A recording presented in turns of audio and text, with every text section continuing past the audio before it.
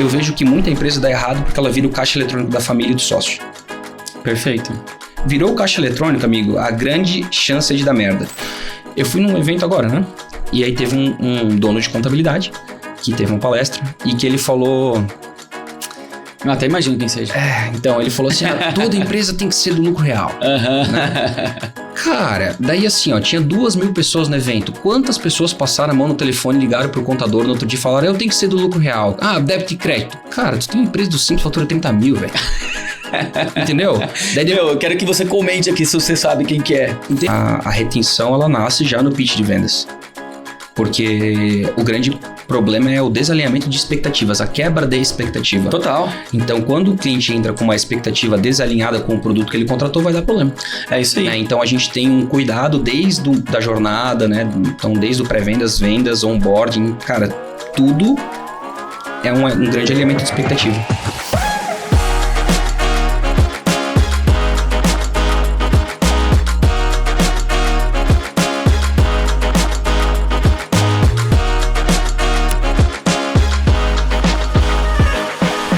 Seja muito bem-vindo a mais um episódio aqui do Mooncast, este que vai ser o maior podcast de gestão, marketing e vendas no mercado de contabilidade. Pode escrever o que eu tô falando aí.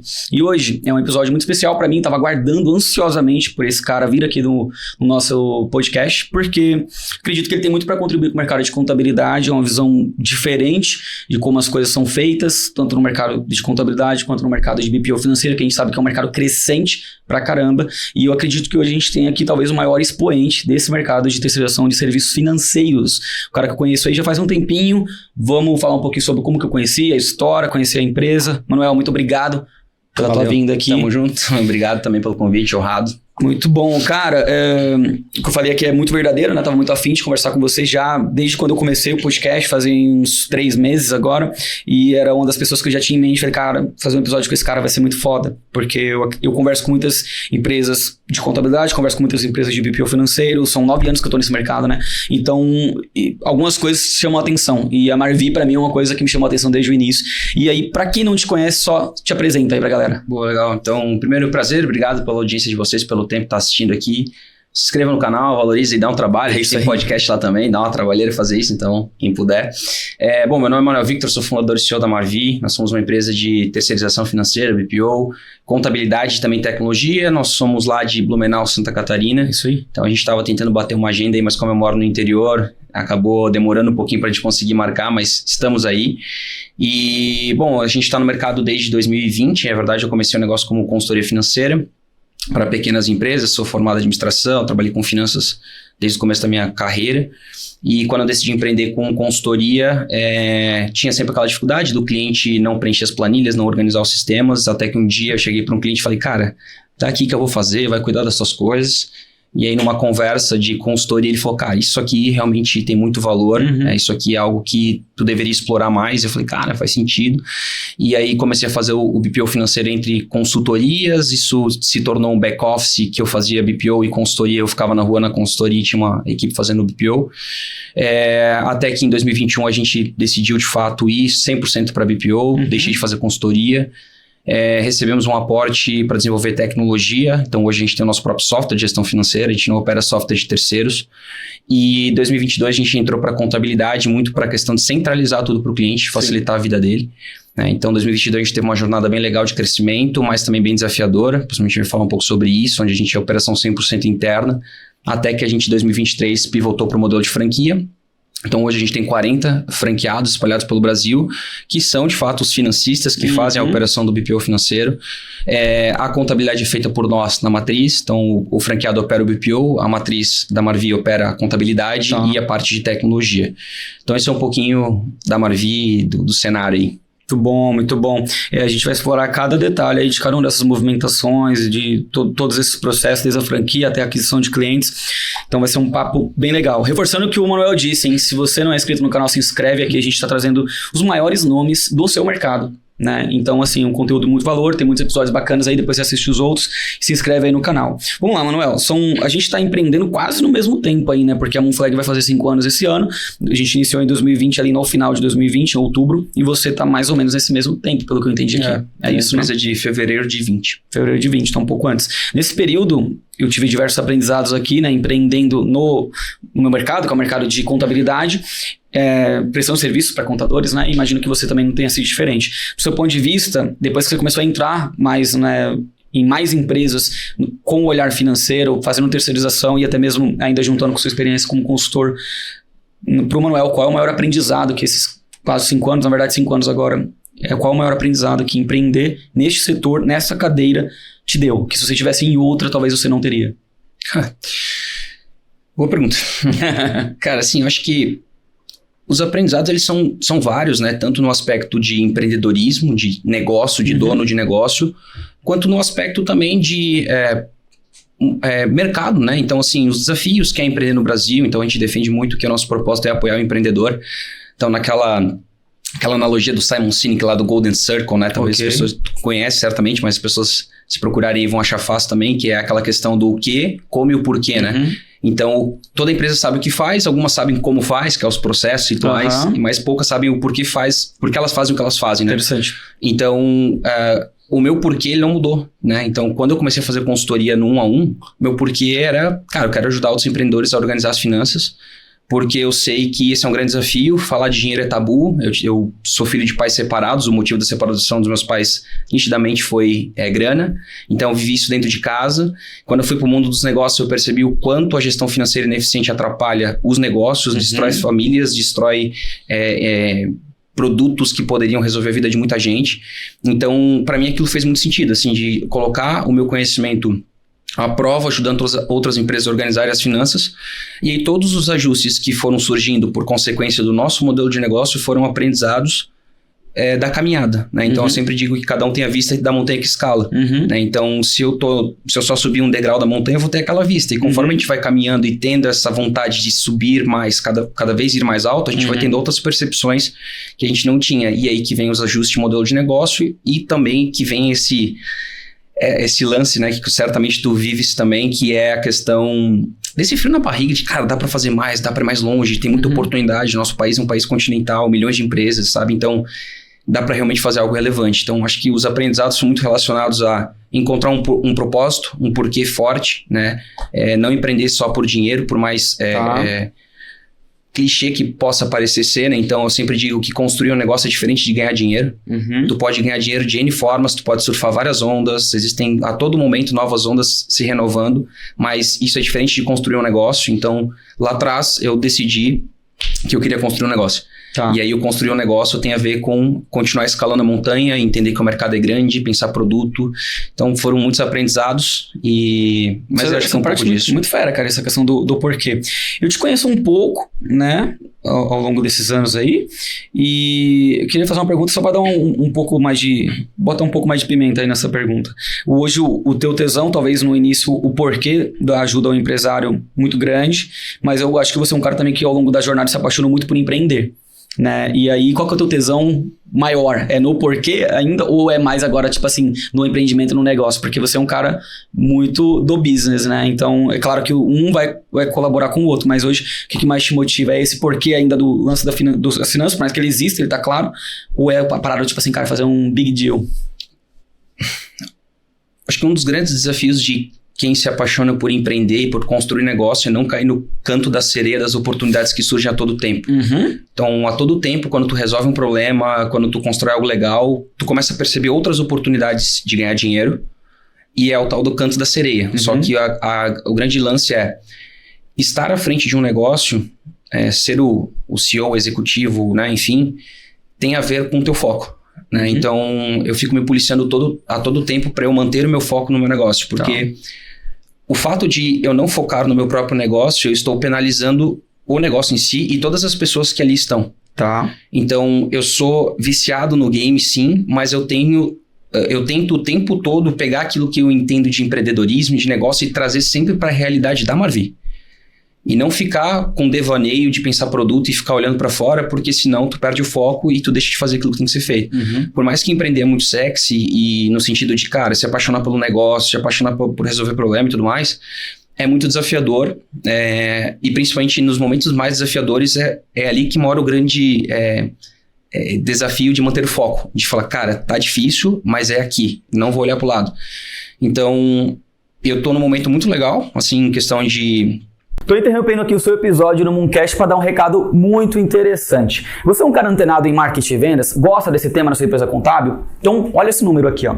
Os nossos clientes aqui na Moonflag já venderam quase R$200 mil só esse ano de 2025. E eu quero te convidar, você que gosta desse tema de marketing e vendas, eu estou reunindo os principais empresários de contabilidade que curtem o tema de marketing e vendas para integrarem comigo a maior comunidade de marketing e vendas do mercado contábil a nível nacional. A gente está falando do Moonflag Space. O convite é para você. Você quer fazer parte dessa comunidade? E o melhor, pagando R$397 por ano. É um preço simbólico. Eu quero reunir aqueles caras que querem realmente fomentar crescimento em mercado contábil. Se você quiser fazer parte disso por R$397 por ano, eu vou te dar uma aula grátis todos os meses nessa comunidade.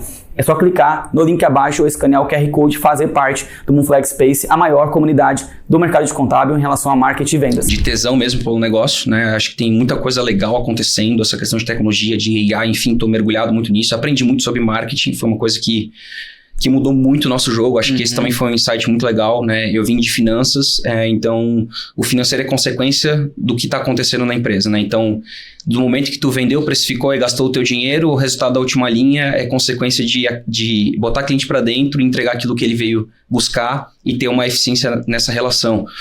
E quando eu aprendi, né, o jogo do marketing, cara, eu me apaixonei por ele de verdade, porque eu entendi que empresa nenhuma se torna grande sem ter um bom marketing, né? Então, hoje é um dos meus grandes papéis também dentro do negócio. Então, enfim, eu estou numa fase bem legal, que eu consigo contribuir, obviamente, com o modelo de negócio com base no meu conhecimento em finanças, né, e tudo mais por conta da minha trajetória, mas trouxe muita gente boa, que são os executivos da empresa que têm muito conhecimento técnico sobre o tema, e isso me permitiu olhar a empresa de forma mais ampla, olhar para marketing, olhar para tecnologia, para AI, para modelo de negócio, né, que, enfim, ajuste de modelo de negócio, enfim. Então, isso é muito legal, né? É um videogame da vida real. E, cara, uma coisa que eu fico pensando, né? Quando eu vejo histórias como as suas, né? Que aí eu sou um cara que eu me comparo com os outros. Eu sei que isso não é o certo, entendeu? Mas eu me comparo, faço isso. Talvez você tá me vendo, não deveria fazer, não tô falando que você deve fazer. Mas muita gente fala que a gente deve se comparar com a gente no passado para ver se a gente tá melhorando enquanto da onde nós partimos, né? Mas eu não consigo. Eu fico me comparando. Eu falo, cara, tipo assim, esse cara tá fazendo isso dessa maneira, tá tendo esse resultado. Porra, eu quero também, entendeu? Eu não acho que eu sou pior, entendeu? Então eu tenho esse problema, entendeu? Eu não tenho assim, eu não consigo falar, mas eu nasci todo fudido e tal. Não importa. Hoje eu tenho a consciência do que eu posso atingir, então eu olho para pessoas que estão fazendo e eu quero fazer também, e eu quero chegar em lugares maiores, né? E, enfim, essa é a forma como eu enxergo. Mas você, por que eu tô perguntando isso? Talvez tenha alguém que tá me vendo aqui que pode ser um pouco igual eu. E eu queria saber, você, quando iniciou o teu negócio, qual era o teu momento de vida? Porque você é um cara jovem, quantos anos você tem? 33. 33, você é jovem pra caralho, já tá fazendo um monte de coisa. Depois a gente vai entender um pouco mais aí do seu negócio. São números que impressionam a nível nacional. Se a gente pegar com a camada de empresas no Brasil, pô, a maior parte morre em 5 anos e a maior parte fatura menos de 1 milhão por ano. Cara, o que você tá fazendo é incrível. Ok, mas de onde vem esse cara? Esse cara foi catapultado de alguma maneira por alguma coisa que às vezes ele nem teve mérito, não sei. Tipo assim, eu quero realmente entender qual era o teu momento. Você tava lá como consultor iniciando tua empresa. Cara, assim, minha vontade seria perguntar quanto de dinheiro você tinha na conta, mas não precisa chegar nisso. Mas eu quero saber, cara, qual era o teu momento de vida? Quem que era o cara? Qual era o teu alicerce? Me conta. Boa. Menos $500 mil é o que eu tinha na conta. Eu vim de 2 negócios que deram errado. Então, meu primeiro empreendimento foi uma fábrica de correios industriais, totalmente aleatório, tem a ver com o meu primeiro emprego, que era numa empresa desse segmento. Eu comprei umas máquinas velhas, botei um galpão, fiz uma sociedade maluca, morei em Porto Caro. Um monte de coisa de jovem empreendedor, 23 anos, não tinha nada a perder. Botei o que eu tinha de dinheiro, meu carro, peguei dinheiro emprestado, montei um negócio que deu tudo errado. Meu segundo negócio, eu entrei de sócio numa rede de restaurante, que por muita sorte...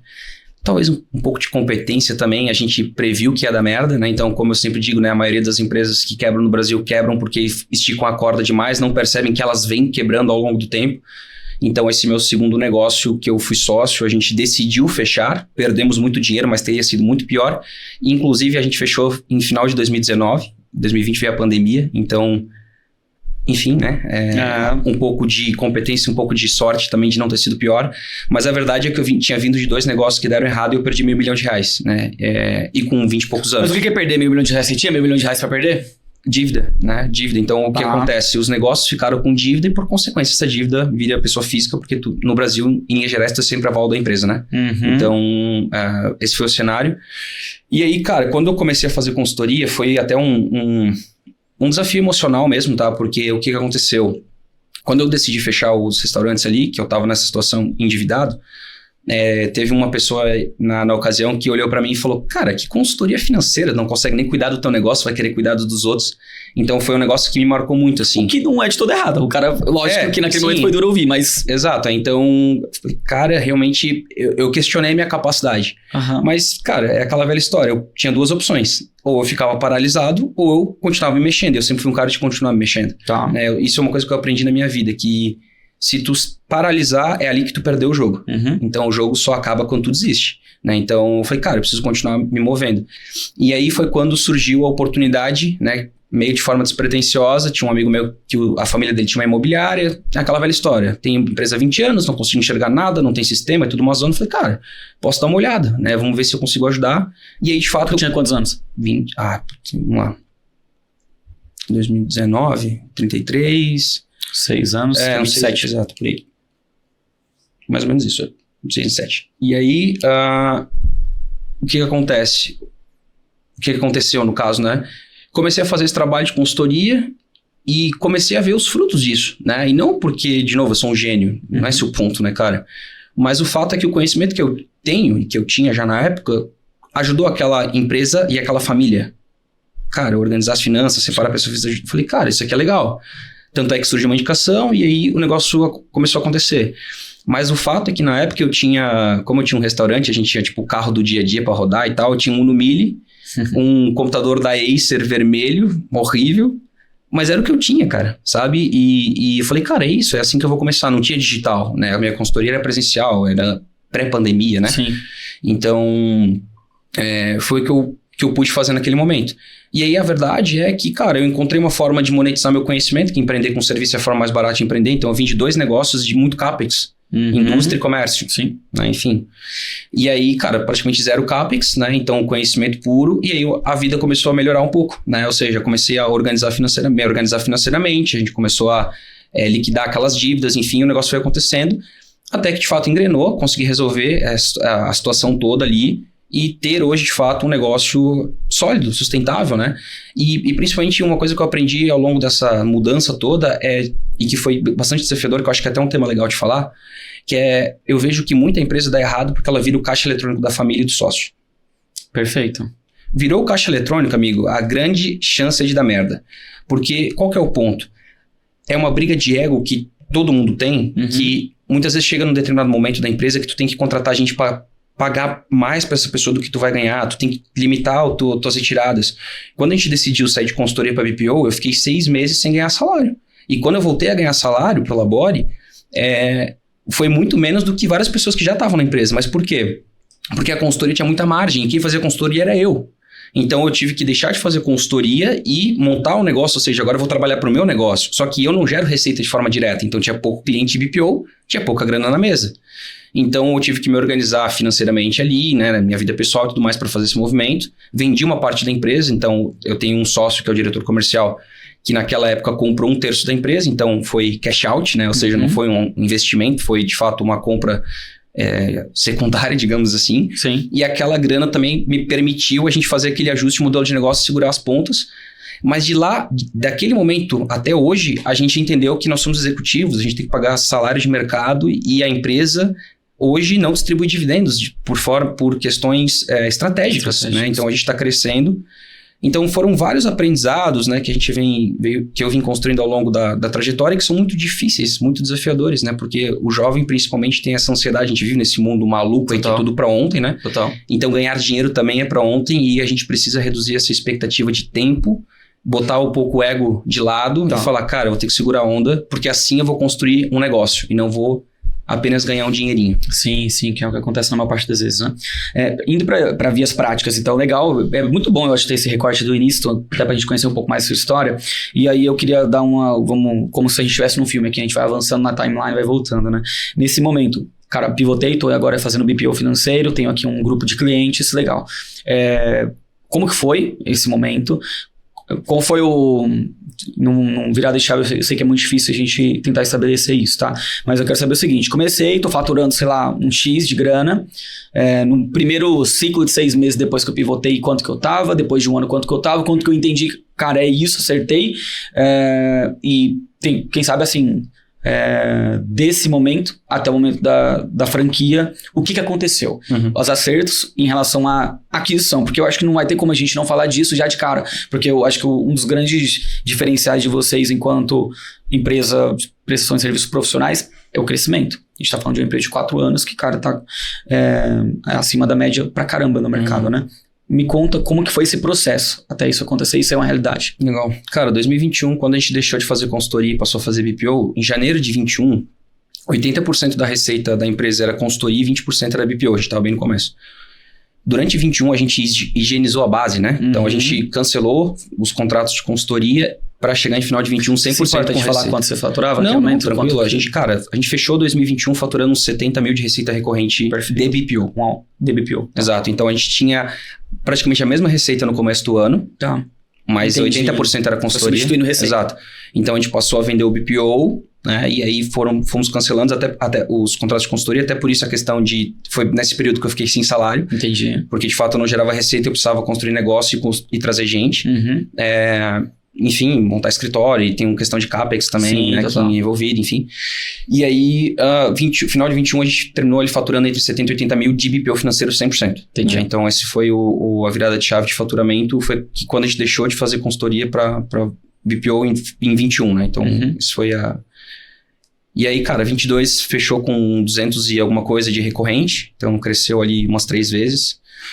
Ah, cara, daí de cabeça assim... Não, a gente não precisa entrar nesses detalhes, eu queria saber esse momento inicial. Mas daí 23 a gente mudou pra franquia, que daí mudou a lógica também de split de receita, né? Isso. Então, é um pouco de... Esse processo do crescimento, você acabou de falar que põe um ano, então 21, terminei com 70k, no outro tripliquei.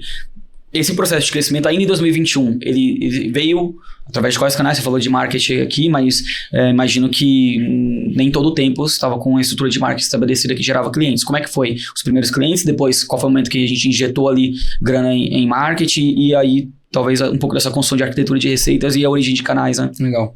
Cara, 21 foi founder-led growth, né? Bonito para o dono na rua falando com o cliente, né? Então, assim, o que aconteceu foi que eu tinha clientes de consultoria, que boa parte desses clientes de consultoria se tornaram clientes do BPO. Tá. Então, a gente foi trocando a roda com o carro andando. E o marketing digital, propriamente, a gente estava engatinhando, assim, cara, investia aquela velha história, 1.000 pila. E aí, não tinha insight sales, enfim. Então, o meu sócio, que é o Rodolfo, que ele comprou uma parte da empresa nesse ano de 2021... Ele também estava fazendo consultoria naquele momento junto comigo. A gente estava atendendo em conjunto alguns clientes. Foi até esse o principal motivo de ele ter se aproximado, na época era M Victor, a gente teve uma mudança de nome, né? Então, se aproximado da Marvi hoje, né? Comprou uma parte da empresa, fazer consultoria. E quando a gente decidiu pivotar para o BPO, a gente começou a olhar para como estruturar um processo de aquisição. Tá. Né? Que aí a gente foi entender insight sales, pré-vendas, vendas, nananã. E a gente, de fato, entrou 2022 com um insight sales. Então, no final de 21, a gente contratou nosso primeiro pré-vendas, o primeiro vendedor, final de 21. Começo de 22 foi quando a gente entrou no marketing digital com um pouquinho mais de afinco, digamos assim, botando um pouco mais de grana, correndo um pouco mais o risco do marketing digital. E surfamos uma onda muito boa, né? Ali foi uma... acho que o BPO ali, ele teve um boom ali pós-pandemia, naturalmente. Sim. Né? E 22 a gente meio que estava na hora certa, no momento certo no digital. A gente deu uma surfada legal, assim. E aí foi quando a gente montou o time Inside Sales, botamos CRM, começamos a entender esse universo. Foi quando a gente recebeu o aporte também, então a gente foi para esse lado de tech, daí naturalmente tu começa a entender de indicador, de retenção, de aquisição, né? Enfim, aqueles números todos. Então, de 21 para 22 foi quando a gente deixou de ser uma empresa que vende no 1 a 1, com indicação, e passamos a ter um time de aquisição, rodando marketing digital de forma recorrente. De lá para cá a gente nunca mais parou, né? E esse processo de crescimento, né, através da estrutura de inside sales, ele vai estressar ao máximo a operação, que naquele momento era uma operação, vou botar entre muitas aspas, convencional, como outras operações de BPO financeiro existem. Qual foi a saída para conseguir colocar esse cliente para dentro da maneira mais fluida possível e também controlar aspectos como retenção? que você se deparou naquele momento? Eu, tipo assim, eu lembro exatamente também de passar por algo parecido na Moonflag e falar, cara, peraí, eu preciso estruturar uma jornada, eu preciso estruturar a CS e tal. Eu lembro desse momento, eu passando por isso. Como é que foi com vocês? Cara, a gente teve que trazer pessoas boas, né? Então, começar a procurar algumas pessoas no mercado que nos ajudassem a construir um cenário de sustentação para essa escala. Obviamente, existe uma questão de cultura, né? Criar cultura, formar liderança, processo e tudo mais. Então, a gente teve um crescimento muito desafiador em 22. Então, a gente triplicou de tamanho, mas a gente também triplicou de pessoas. Então, saímos de 20 e poucas para 70, quase 80. Loucura. Foi um caos, tá? Foi um caos total, assim, questão de cultura, um lixo total, assim, eu não reconhecia mais a cultura da empresa, não tinha vontade nenhuma de ir para a empresa, porque literalmente eu não me reconhecia nas pessoas que ali estavam. Cara, foda isso aí, hein? E foi quando, de fato, eu comecei a olhar e falei, cara, não tem como escalar nessa velocidade, nesse modelo, né? Então, não é sustentável. O Rodolfo, que é meu sócio, ele é muito bom, né? Ele é diretor comercial, ele tem uma trajetória em vendas, né? Há muito tempo. Então, a gente sempre bateu muito bem o bumbo do Inside Sales, né? Só que, ao mesmo tempo, a gente tinha o desafio da retenção, né? E a retenção por conta de turnover de pessoas, processos ainda ineficientes, a nossa tecnologia muito embrionária ainda, ou seja, a gente decidiu ter o nosso próprio software e como tudo que está no começo era uma grande porcaria, então foi muito desafiador essa troca dos clientes do software que a gente usava até então para o nosso, então foi um ano muito, muito caótico, mas ao mesmo tempo é na crise que a gente encontra soluções, né? Esses dias eu conheci um cara que ele fala, é uma palavra feia, mas eu achei genial, ele falou, quando o cu aperta, a mente abre, né? Então assim, a gente falou, cara, vai dar merda isso aqui, vai dar ruim, a gente tem que encontrar um caminho. E aí a gente começou a se questionar modelo e tudo mais, e foi quando a gente começou a encontrar os caminhos para 23 de fato testar, né, fazer a POC, né, a prova de conceito da franquia. Legal. E depois encontrar um caminho para escala. Vou caindo um pouco para uma via um pouco mais prática, até mais operacional dessa parada toda, e vou fazer aqui algumas perguntas sobre esse processo. Beleza, então o Inside Sales vai partir ali da geração de demanda. A geração de demanda hoje, Marvi, é muito mais uma mídia de atenção, de chamar atenção. Então, a gente vai cair muito para redes sociais. Meta, TikTok, alguma coisa nessa linha. Faz sentido isso, né? Meta, TikTok, LinkedIn e Google, que daí é a intenção, mas o volume é baixo. O volume é menor, né? Exato. Então, a gente precisa... Até porque, não sei se tu pensa parecido, mas eu acho que a maior parte dos empresários ainda nem sabe o que é BPO financeiro. Então, eu preciso meio que apresentar isso para esse cara, né? Tá melhorando. Tá melhorando. E é engraçado. Vocês têm um papel importante nessa melhoria também. 3% das vendas do ano passado, a gente deslocou a concorrência. Ou seja, 97% era o dono ou alguém, funcionário, né, enfim. E esse ano, eu não tenho esse percentual de cabeça, mas a gente tem deslocado muito mais. Muita gente insatisfeita. Então, tô com BPO, não entrega, não sei o quê. E tem gente que acha, meu Deus, tá ficando concorrido. Excelente, mais gente sabendo, né? Com certeza, vai amadurecer o mercado, né? Então, assim, tá... Mas é isso, ainda é atenção, ponto, mas vai se tornar cada vez mais intenção. Vai se tornando aos poucos, é isso aí. Beleza, aí esse cara foi lá, se interessou pelo que você comunicou ali no anúncio, ele se cadastrou. Beleza, aí ele se cadastrou, ele vai para as suas ferramentas de automações, cai no CRM, vou ser o mais simplista possível aqui. Aí cai para o vendedor, o pré-vendas, que é o SDR. Esse cara vai qualificar, ele vai tentar procurar entender se ele é um perfil de cliente bacana para Marvi, vai agendar uma reunião por sua vez para o vendedor, que vai apresentar ali o processo, desde como é que funciona a metodologia, inclusive o uso da ferramenta de vocês, que é própria. Show, esse cara vendeu. Beleza. Até aqui eu acho que pra mim é muito claro. Tá fácil. Depois daqui, qual a jornada que esse cara percorre dentro da empresa? Por que eu vou entrar nesse lado? Porque claro que a minha audiência aqui é uma audiência mais técnica. Claro. Então eu quero que você conte um pouco como é que funciona depois que o cara tá dentro. Acho que um dos grandes acertos que a gente teve no ajuste de modelo de negócio foi manter o onboarding na matriz. Então, o franqueado da Marvi, que é o financista que opera o BPO, ele recebe o apartamento mobiliado, né? Então, assim, software implementado, conciliação feita, emissão de nota integrada, banco integrado, tudo. Top. Então, todo o fluxo de implementação roda dentro da matriz. Então, isso garante várias coisas, qualidade no processo, celeridade, controle, padronização, né? Então, existe uma esteira. Cara, eu acho que isso é um dos grandes erros também de empresa de serviço, é não tratar a empresa de serviço como uma linha de produção, sabe? Cara, se eu tenho uma indústria, se eu tenho um comércio, existe uma produção e o serviço não é diferente. Tem coisas que são mais tailor-made, né, mais personalizadas, e tem coisas que são mais produtizadas, e a gente vai muito pro caminho do produtizado, né? Que isso eu acho que é um negócio legal. A gente focou em nicho e produto, né? Ou seja, a gente é focado em empresas de serviço e com um produto escopo fechado. Então, isso garante mais velocidade, padronização de processo e, obviamente, retenção, porque tu tens um escopo mais fechadinho, tem menos chance de dar problema. Então, mas o processo do onboarding em si está na matriz, né? Então, isso é um fator que garante para nós mais qualidade, porque tem muita fricção no início da jornada, tu sabe? A agência de marketing não é diferente. Tu tens um processo de ambientação do cliente num modelo de atendimento, num serviço que ele contratou que, na grande maioria das vezes, ele nunca passou. Se passou, às vezes pode ter tido uma experiência que é totalmente diferente do que ele vai ter contigo. Então, todo esse processo hoje é interno. Tá. E aí, quando a gente finaliza o processo de onboarding, sim, vai para a franquia. Tá. Que daí entra o ongoing, né? Que é o atendimento recorrente. Que aí ele já vai para as vidas mais práticas de cotidiano, né? Exato. Esse processo de onboard, ele acontece na matriz. Quem vai cuidar desse processo de onboard é uma equipe de CS. Fechou? Esse CS, ele vai pegar esse carinha daqui desse início até o momento de transferir esse bastão lá para a franquia. É um cara que faz... Por que eu tô perguntando isso, Manuel? Muitos... Está começando a se falar da área de CS em empresas de contabilidade e de BPO financeiro naturalmente também. Mas principalmente no mercado contábil. Estou vendo muita gente falando sobre isso. Só que ainda se confunde bastante qual é o papel desse cara do CS, entendeu? Que às vezes vira mais um atendimento do que um CS necessariamente falando.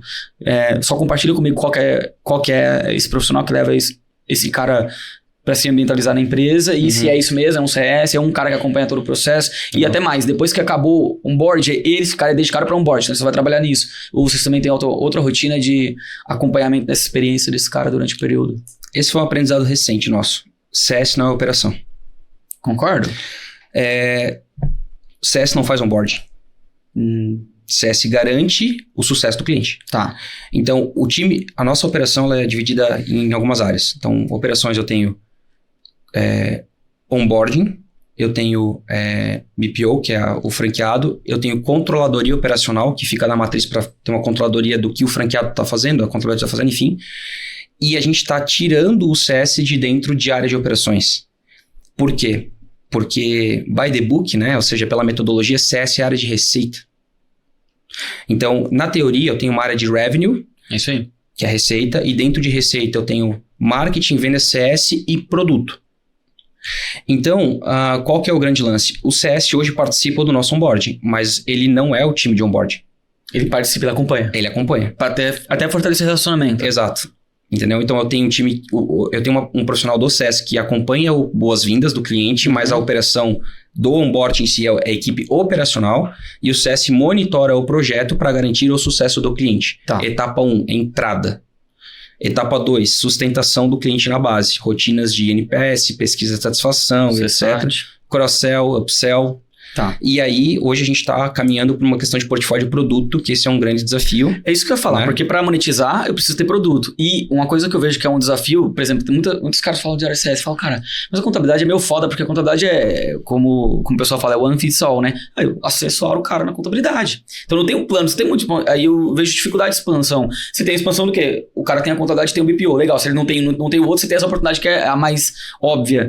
Mas, por exemplo, lá na Moonflag, a gente tem, sei lá, 9 produtos e N combinações desses produtos. Então, eu consigo enxergar com muita facilidade. Qual etapa eu vou monetizar o cara? Qual é o momento que eu vou conseguir fazer isso?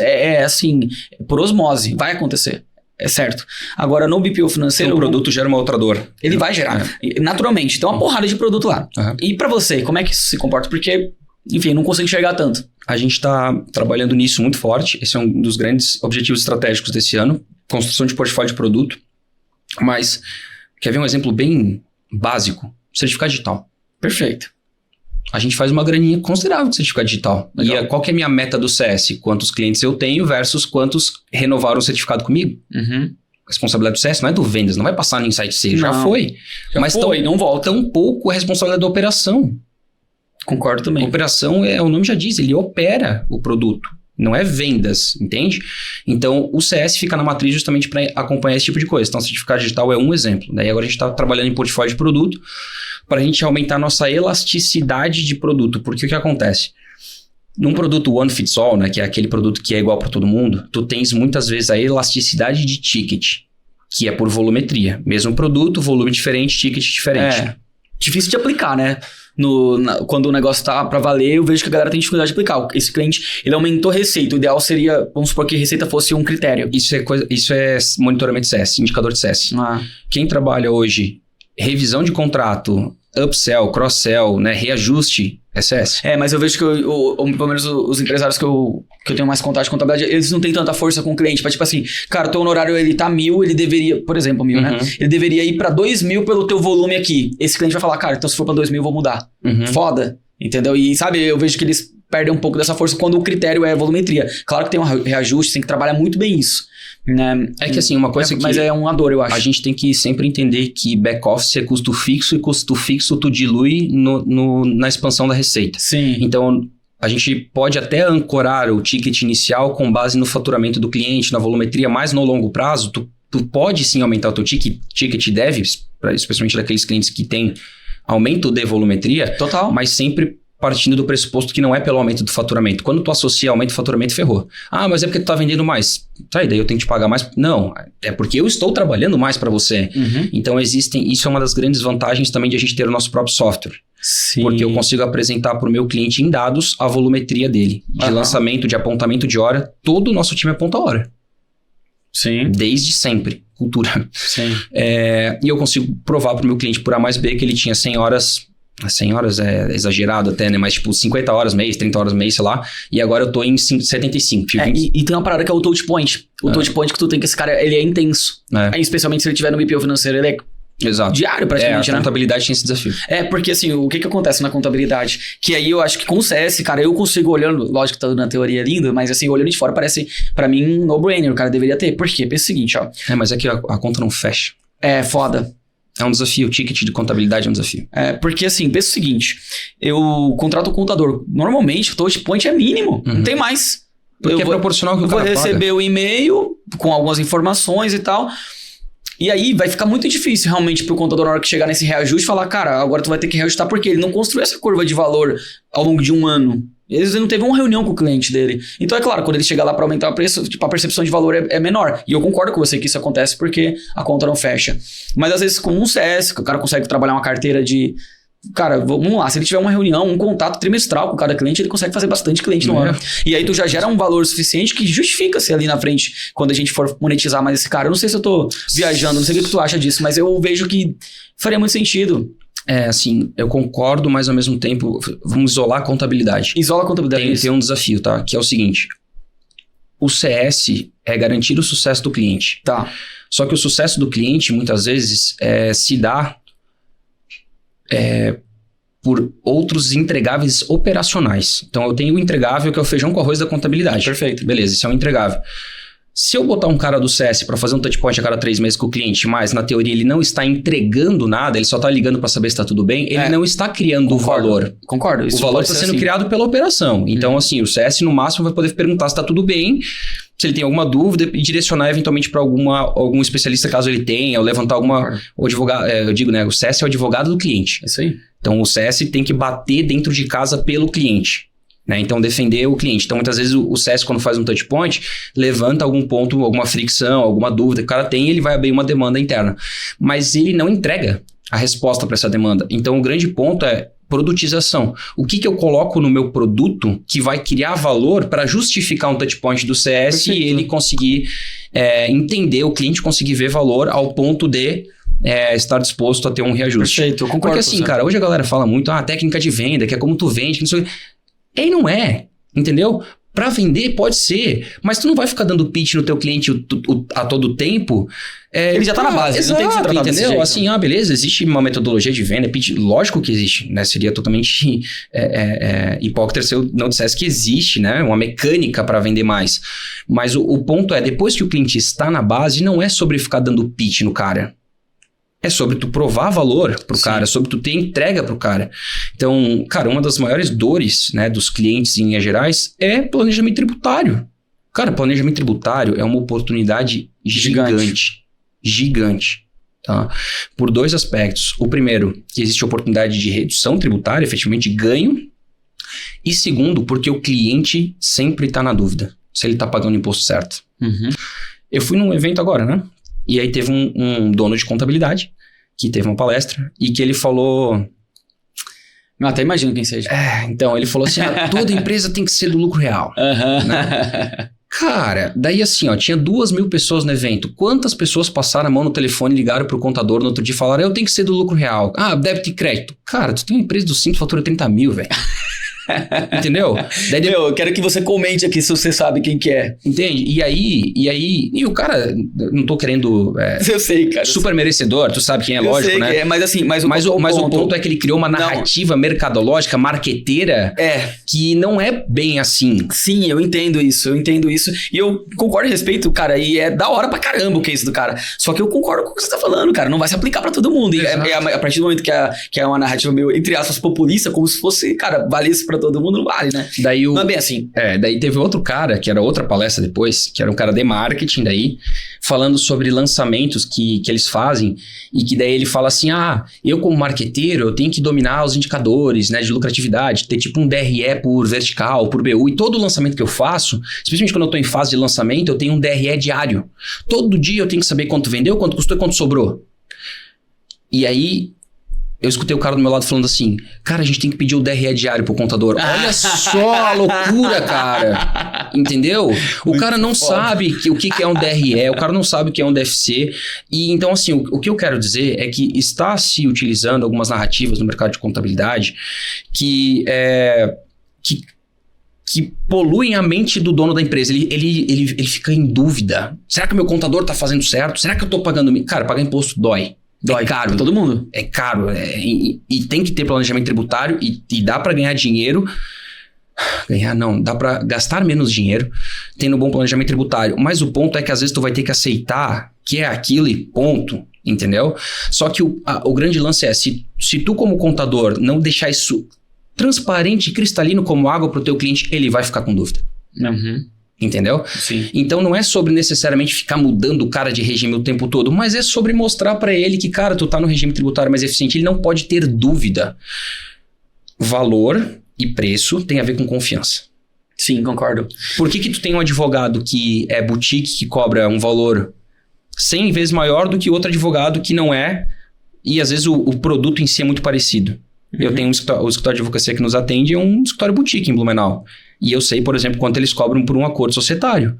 Cara, é 10 vezes o que um advogado de um escritório menor cobra muitas vezes. E eu não estou dizendo que o nosso escritório não é melhor. Mas o grande ponto é, para quem não tem, talvez vale mais a pena pagar 3 ao invés de pagar 30. Concordo. Eu não tenho, entendeu? Então a contabilidade também é assim.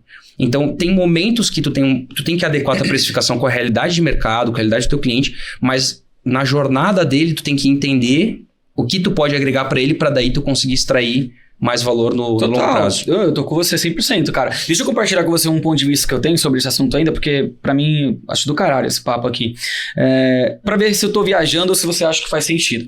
Vou fazer um paralelo com o meu cenário, tá? Eu também, nem todo mundo eu vou conseguir gerar valor, porque depende do cluster que esse cara tá dentro da empresa. Tem 400 CNPJs ativos comigo. 400 contadores estão como flag ativos. Vou falar que eu vou fazer reunião com todo mundo. Não vai dar. Na contabilidade é parecido. Agora eu vou colocar um cenário hipotético aqui. Imagina que uma contabilidade tem um grupo de clientes que ela cobra de 300 a 500 reais. Uhum. Então ela tem esse grupo de clientes, que são os pequenos. Aí ela tem um grupo de clientes que vai, sei lá, pagar de 500 a 1.000, 1K, e, sei lá, superior a 1K. Eu sei que isso pode variar muito, para mais, para menos, whatever. Tudo que tu colocou aí é ticket baixo. Ticket baixo, exato, mas assim, mas é a realidade vamos partir da base, isso aqui é só uma hipótese, mas vamos partir dessa base aqui. Pô, esse cara que eu faturo R$1.000 pra ele, eventualmente ele pode estar faturando na casa de R$100.000 por mês. Beleza? Vamos partir desse princípio. Você acabou de falar, esse cara ele tem dúvida sobre o imposto dele. Esse cara normalmente ele não vai ter uma DRE correta, mesmo fazendo a contabilidade dele, porque o financeiro dele é uma merda. Não sou financeiro, fiscal. Beleza. Então assim, ele não tem isso, não tem isso, não tem isso, não tem isso. Eu sei de tudo isso. Mas o meu touch point com esse cara, ele é o mesmo com o cara que paga 300 nessa lógica aqui. Só que esse cara, se ele pagar 1.000 e faturar mais, ele tem mais capacidade de expansão lá dentro. Eu como prestador de serviços dele. E eu sei que ele tá com um monte de merda aqui, que eu posso ajudar. E aí é onde vê os produtos.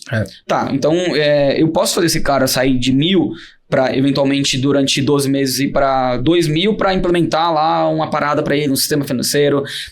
Eu não preciso necessariamente nem vender o BPO, mas eu posso sim vender uma implementação que eu vou chamar de assim. Eu vou chamar, esse produto vai ser chamado de Controladoria as a Service, por exemplo. Que é uma coisa que eu gosto bastante. Claro que aqui a gente está falando de um cliente de R$1.000, normalmente seria um ticket muito maior. Mas vamos imaginar que... Mas a lógica é legal. A lógica é essa. Pô, legal. Eu, necessariamente, que sou o contador do escritório, precisa ser eu que vai fazer isso. Eu posso fazer nos primeiros 3 meses, depois eu posso passar para um cara que é um líder que está lá na área, enfim... Na minha cabeça não é tão difícil de chegar em conclusões como essas, e aí, volto de novo, um CS poderia ser um cara não que vai resolver todos esses problemas, mas ele poderia sim ser o cara que vai trabalhar em cima disso. Quem vai clusterizar toda essa porra, quem vai fazer tudo isso aqui é o contador, é o empresário, ainda mais se o escritório é pequeno. Mas ele pode sim criar touch points, porque tratar um cliente que paga 5 ou 10 mil como você trata um cliente que paga 1.000 é um problema. Entendeu? Primeiro porque o cara que paga muito mais, né? E segundo porque se ele pagar mais, ele poderia pagar 30. Eu tenho um sócio que tem uma empresa de contabilidade que tem alguns clientes que pagam 20, 30, 50 mil reais. A gente fez um episódio aqui com ele. Mas assim, até pra precificar, que nem o que eu falei. Por que a força é perdida na hora de ajustar o preço? Porque eu não falei com esse cara em nenhum momento. Então não tem estratégia. Então agora se eu, sei lá, 6 meses antes, vou fazer uma análise. Cara, eu vou fazer um reajuste de honorários em janeiro pra alguns grupos de clientes. Eu vou analisar todos esses caras, vou ver o que tem de ineficiência, vou tentar corrigir 100% e já vou começar a gerar valor pra esse cara antes de eu chegar no momento lá do ajuste. Não sei se faz sentido essa ótica na tua cabeça, mas pra mim tem muita oportunidade aqui, cara, em diversos aspectos, em diferentes formas de enxergar, e eu não vejo isso acontecendo ainda de uma maneira prática nas empresas de contabilidade. Faz sentido isso aqui pra você? Total. Já viu alguém falando assim, aqui na nossa empresa todo cliente é igual? Já viu alguém falando isso? Já. Isso é a maior cagada que existe. Os clientes não são iguais. E não tem que ser. E não tem que ser. Porque quando eu trato todo mundo de forma igual, eu penalizo os clientes de 2 formas. Eu penalizo o pequeno por às vezes eu estar tentando colocar um ticket que não é compatível com a realidade dele, um entregável que ele não precisa. E eu penalizo o grande porque eu estou deixando de entregar algo para ele, porque às vezes eu não estou cobrando dele, mas eu deveria estar cobrando e deveria estar entregando. Então, essa questão de clusterizar, que nada mais é que dividir os clientes em tiers, né, em faixas e grupos, isso é uma grande sacada. Porque as dores são diferentes, de acordo com o momento, a jornada, o porte. Então, a gente tem isso lá na empresa e isso é definido no onboard. Qual que é o tier do cliente e qual que é o SLA dele por entregável. Então, obviamente, isso está refletido no preço. Está no preço quando o cara entra já, né? E aí, obviamente... Ele comprou um produto X. E aí, ele pode ir mudando de tier conforme o que vai acontecendo, conforme a jornada dele.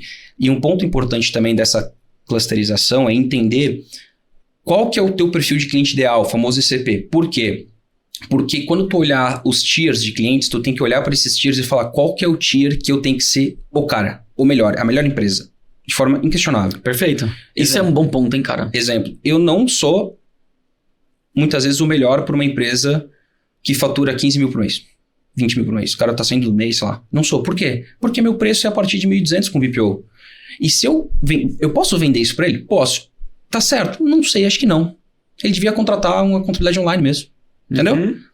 Ou seja, eu não vou enfiar a goela abaixo um produto no cara, eu não vou ser o melhor para ele. Ele vai questionar o preço, eu vou penalizar o negócio dele. Eu vou consumir muita parte do faturamento dele. Ao mesmo tempo, uma empresa que fatura mais que 5 milhões por mês, para nós hoje, é ideal? Não.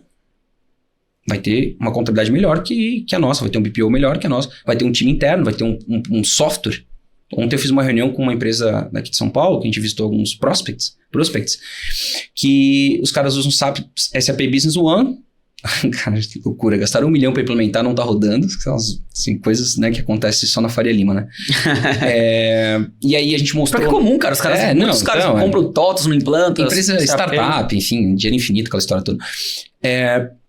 Daí a gente mostrou o nosso software e a controle, ela falou, nossa, cara, será que não dá pra sair do... Eu falei, cara, não sai do SAP, entendeu? Porque o que acontece não é sobre o financeiro. Compras, controladoria, contabilidade integrada. Eu vou poder dizer que o meu software é melhor, eu tenho que ser correto, né? Lógico, né? Então, assim, ou seja, empresas que têm um faturamento acima de 5 milhões por mês não são o ideal para nós. Existem exceções. Então, às vezes eu estou falando com uma empresa que é um SaaS, uma empresa de tecnologia, que foi lá, desenvolveu o software, plugou no meio de pagamento e tem uma planilha para controlar o fluxo de caixa. Cara, pode botar o meu que vai ser muito melhor. Vou integrar direto teu ERP, o teu negócio com o meu ERP para fazer o billing e vou fazer a cobrança dos clientes por aqui, vou ter fiscal financeiro organizado e depois dispara para contabilidade reconciliar. Vai ficar bom pra caramba. Agora, se eu pegar uma empresa que tem controles operacionais, compras, ferrou, não é o meu software que vai ser o melhor para ele. Então, mas voltando para o assunto dos tiers, eu preciso ter clareza nesses tiers, ainda que eu tenha, por exemplo, eu vendi para o cliente não ICP, porque isso é normal, né? É isso aí. Acontece. Ou seja, não é ICP, não é o Ideal Customer Profile, não é o perfil de cliente ideal, mas eu tenho que entender qual que é o SLA para os caras que são não ICP por tier e qual que é o SLA para o ICP. E quando eu olhar para o meu ICP, eu falar, cara, aqui não tem... Não aceito ser ruim nesse cara. Não, aqui não tem vez pro concorrente. Aqui eu sou melhor. Eu penso parecido e eu procuro aplicar também. Por exemplo, e é foda, porque se você não tem uma parada como essa, você nem se blinda. Porque você constrói a narrativa. Toda empresa constrói a narrativa. Né? Por exemplo, eu olho pra Moonflag e vejo que isso blinda muita gente. Porque eu falo, cara, a gente ajuda o contador a vender através da internet. Eu tenho métrica, eu traqueio quantos caras estão tendo de resultado e tal. É todo mundo? Não. Porque tem diversos produtos, diversas soluções. A maior parte dos meus clientes estão consumindo outras soluções que não são necessariamente a oferta principal ali, o cara vender. Mas o cara que está em growth, o cara que está lá em performance, que a gente implementa CRM, que a gente vai ter um touch point muito mais intenso com esse cara, ali, cara, é o prime do negócio. Tem cara que eu agendo a reunião para ele. Todos os caras que eu agendo a reunião, eles já venderam e tem que vender. Então, assim, aquela solução ali... Não vai ter como. Se ele cair ali, ele vai sim performar. Porque a gente vai empurrar muito o cara para venda. Agora, o cara que comprou um site, one page...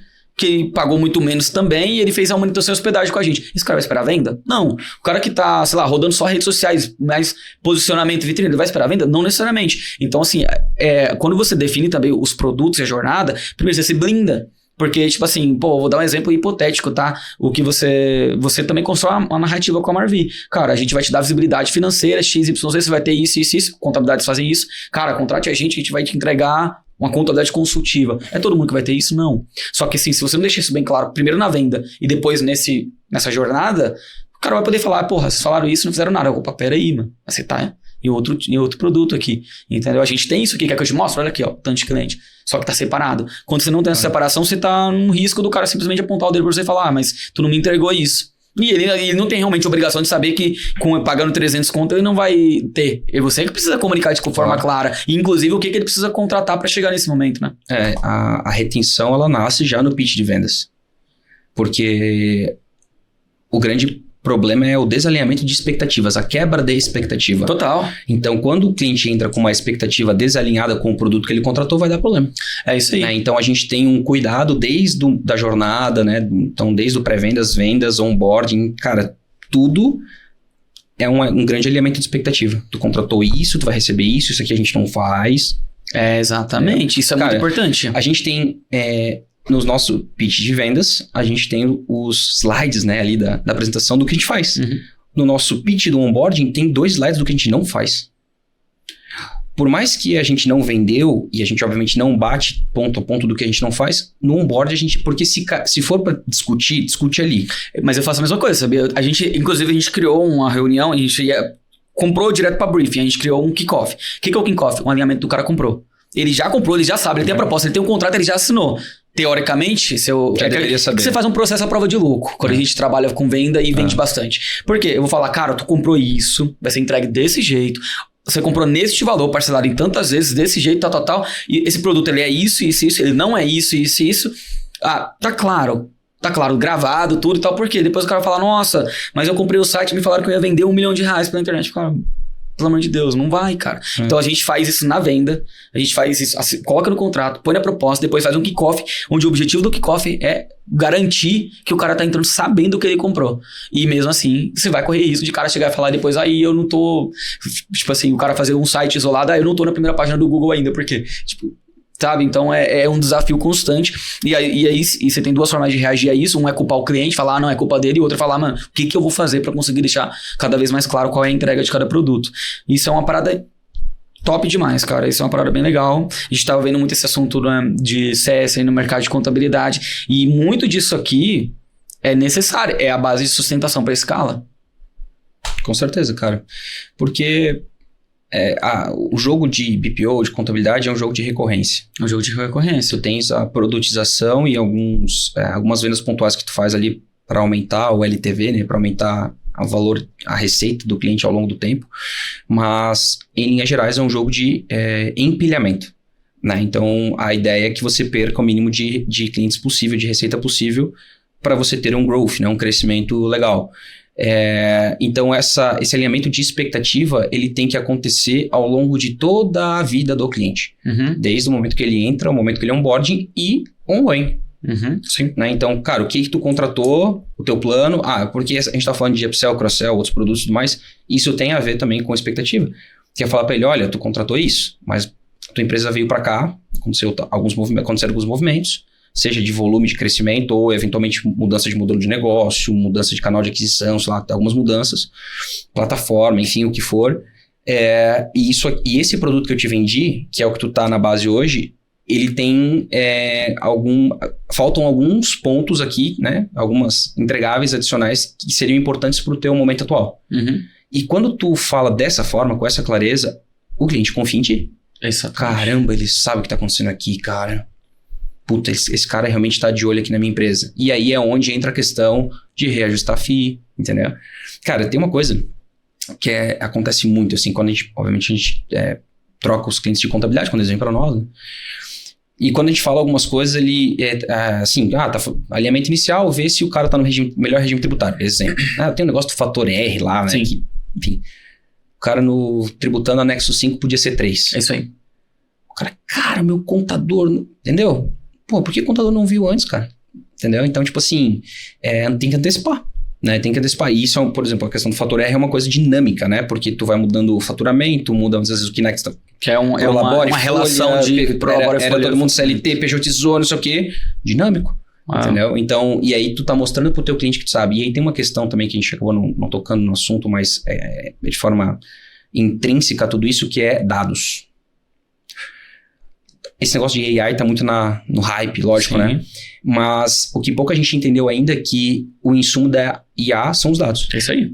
Então, assim... Organizados, de preferência. Organizados, né? Então, tem os dados não estruturados e os estruturados, né? Então, por exemplo, um relatório de uma reunião, ele é um dado não estruturado, né? No sentido que eu tenho um relatório na íntegra, é uma transcrição, e eu posso transformar isso num dado estruturado. Né? Então, o cliente me falou tal coisa aqui nessa transcrição, que virou um relatório, e essa informação eu salvo em algum lugar. Uma dor, um desafio, enfim, não importa o que seja. Aquele dado, quando eu tenho ele de forma estruturada, eu consigo usar para tratar esse tipo de coisa. Então, trazendo para a contabilidade, cara, faturamento, folha de pagamento, receita bruta acumulada. Cara, isso é uma briga que eu tenho, obviamente, diária, e muito contador deve ter essa mesma, até porque nós somos uma contabilidade muito jovem ainda, né? Temos menos de 3 anos de contabilidade, que tem toda essa questão de sistema, dados, organização, enfim.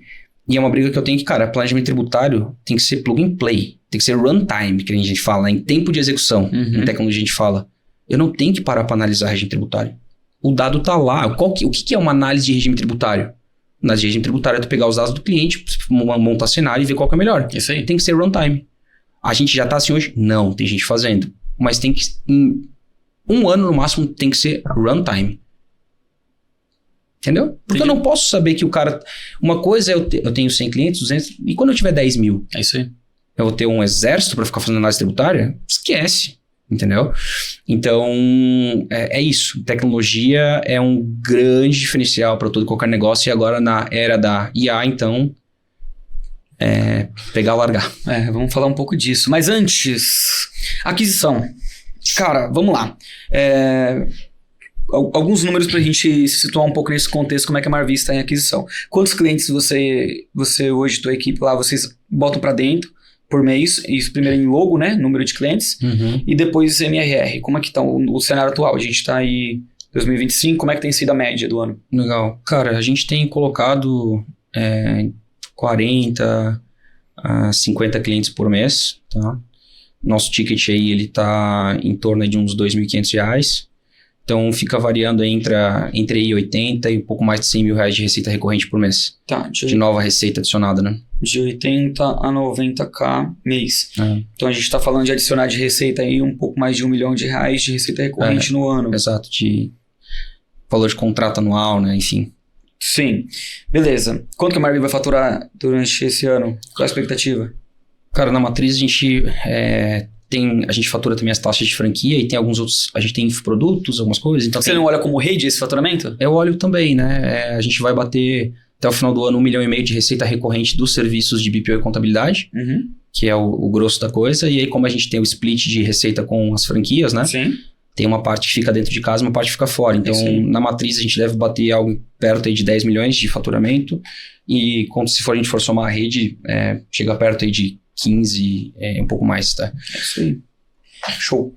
Beleza, vamos lá. Nesse momento que a gente está falando sobre essa informação, eu tenho certeza que a cabeça de quem está nos ouvindo mas e aí o cancelamento, e churn, e retenção, mas não vai segurar esse tanto de cliente e tal, porque você tem consciência, né, do que esses números eles estão muito à frente da média do mercado que está inserido, você tem consciência disso.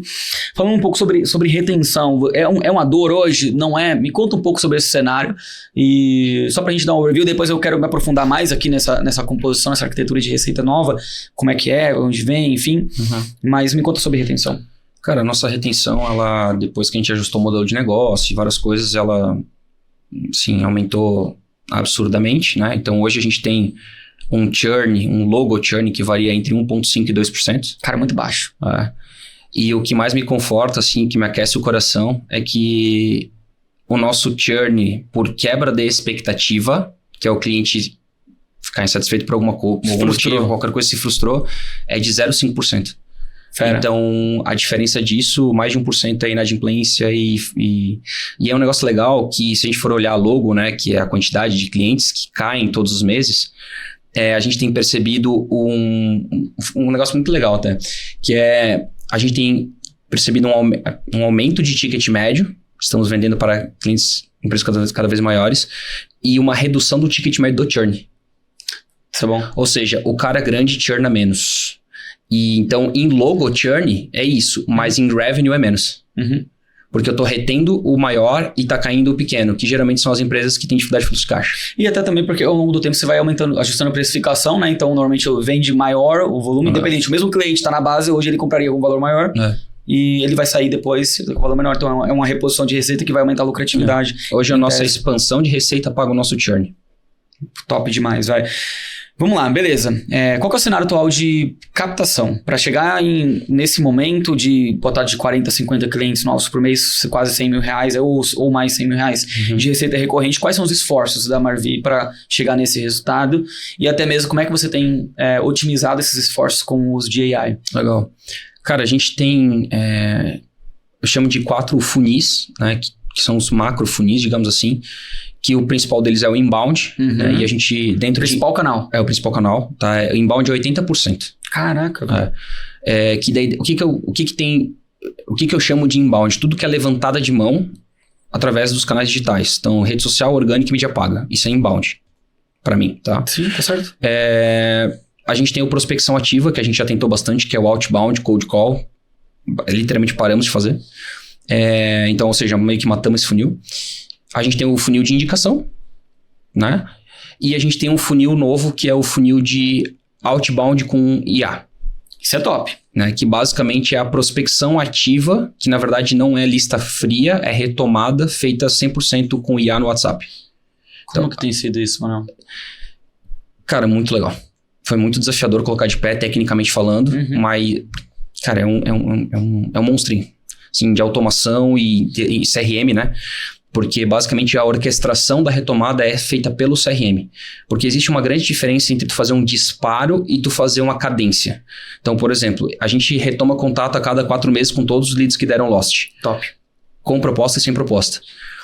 Só que, se eu retomei contato com o Matheus, e o Matheus falou, para mim ainda não faz sentido, eu preciso atualizar o contexto do meu CRM. Só que, perceba, não tem ninguém olhando isso. É tudo a IA que tá fazendo. Então, assim, a IA conversa com o Matheus no WhatsApp. Entendi, Matheus. Tudo bem, vamos voltar a falar mais pra frente. Ou seja, eu preciso atualizar o contexto CRM, porque daqui a 4 meses eu tenho que falar contigo de novo. Matheus, a gente falou 4 meses atrás, né? Ou seja, não ela faz isso, ela vai lá dar um input no CRM. A gente tem Depois ela vai voltar nos 4 meses e vai mandar. Exato. Caralho. Então, a gente tem o CRM, ele guarda um contexto, né? Então, basicamente, eu tenho vários campos dentro do CRM que me dizem sobre a jornada dele. Inclusive, tem uma regra que a gente chama de Next Best Offer, que é a próxima melhor oferta. Por exemplo, eu tenho o Isca Digital, uma planilha financeira. Sim. Normal, né? O cara que baixou uma planilha financeira, a próxima melhor oferta para ele não é o BPO. Porque ele tá muito longe do nível de consciência. Sim. Agora, se ele baixou a planilha financeira e eu fiz a próxima melhor oferta de um infoproduto e ele comprou um infoproduto, a próxima melhor oferta é o BPO. Entendi. Então, isso tem uma inteligência de CRM que tem a ver com oferta e cadência. Então, isso a gente está fazendo 100% com IA. Essa parada do infoproduto, você consegue combater o investimento em mídia, pelo menos, com essas vendas? Sim, ROAS empata. Legal. A gente está agora indo para um caminho de escala, inclusive. Legal. A gente, inclusive, IA vai ser um dos temas que a gente vai usar como um acesso secundário. Você para trazer o cadastro, né? Sim. Você fazia um direcionamento muito grande para agências de marketing, ou seja, tinha uma atuação nichada, forte. Em algum momento foi 100% nichado? A comunicação? Foi. E quando a gente se conheceu, era. E por que sair do nicho, que é uma coisa contraintuitiva, porque o mercado hoje só fala de nicho, pelo menos o mercado contábil, e você fez esse movimento, nichou, adquiriu uma porrada de cliente desse nicho e depois abre pro geral. Eu entendo que tem várias razões que vão fazer isso acontecer, mas como é que foi essa parada pra ti? A questão do nicho, ela tem a ver com a questão do produto. Quando a gente entendeu que o produto era bom para aquele nicho, a gente focou em comunicar para esse nicho. Faz seu sentido. Exato. Só que, na verdade, o que acontece? A gente trabalha o nicho e produto. O meu produto para agência é tão bom quanto o meu produto para o arquiteto, para o advogado, enfim, para N segmentos. Então, e aí a gente estava limitando a nossa comunicação ao nicho, sendo que aí, curioso é que assim, durante um tempo a gente começou a ser conhecido como o BPO das agências. E aí, enfim, a gente, mas eu pensei que você só atendia agência. E nunca foi o propósito só atender agências, né? Foi, digamos, cara, eu quero direcionar minha comunicação aqui, porque como eu estava muito no começo do nosso sistema e estava com aquela operação interna ainda, com muito desafio de qualidade de mão de obra, tu reduz o nível de variáveis para ter um pouco mais de consistência na entrega. Então, a gente tentou bater nisso, sistema e nicho ali para dar uma consistência um pouco melhor na entrega. Quando a gente resolveu o problema do capital intelectual e do software, a gente, peraí, não precisa mais, agora vamos abrir de novo e focar em serviço. A gente continua focado em serviço, né? Mas assim, e aí existe, claro, uma limitação de mercado também, né? Porque isso é uma coisa que é o tal do TAM, né? Que é o Total Addressable Market lá. Isso quando tu nicha, tu reduz drasticamente o teu TAM ainda, mas tu tem o nicho do nicho ainda, né? Só atendo agências que faturam acima de, cara, daí, enfim. Dificulta, né? Então a gente abriu um pouco mais a aquisição para dar mais velocidade de crescimento mesmo. Você faria o modelo de franquia se você tivesse nichado ainda? Não. Faria sentido, não? Não. Total. Ok, embalde 80%. Qual que é a equipe de vendas? Quantas pessoas? 4 pré-vendas, 3 vendedores e um diretor de vendas. Quantos leads chegam por mês? 1.000. Cacetada. 1.000 leads por mês é muita coisa, cara. Custo por lead, tem ideia? Cara, média. O seu, é claro que... assim, sendo bem honesto, eu não olho para custo por lead. Eu só olho para custo por MQL. O MQL você considera formulário ou reunião? Formulário. Eu defino MQL na conversão. Isso. Eu sei que muita gente faz isso. Eu olho muito pro custo por reunião, sabia? O cara que vai pra reunião. Também tenho esse custo. A gente tem uma taxa de no-show de uns 20%. Então é mais ou menos isso. A meta nossa também.